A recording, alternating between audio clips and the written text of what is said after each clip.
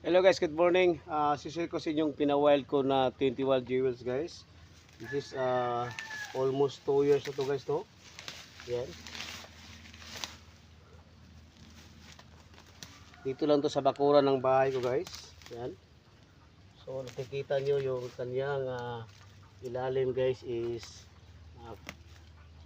malaki na siya, no? Yan.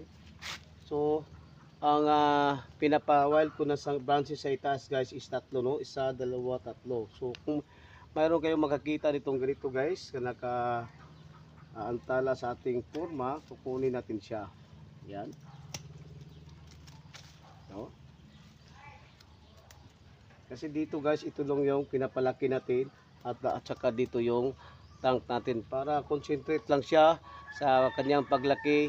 Kung mayroong mga lalabas dito sa ilalim guys ng mga bagong shoots, kukunin natin siya guys, no, para diretso ang paglaki ng ating pinapawild na Tender Jewels, yung gusto nating palalakihin ng mga bawat branches. Yan. Thank you for watching.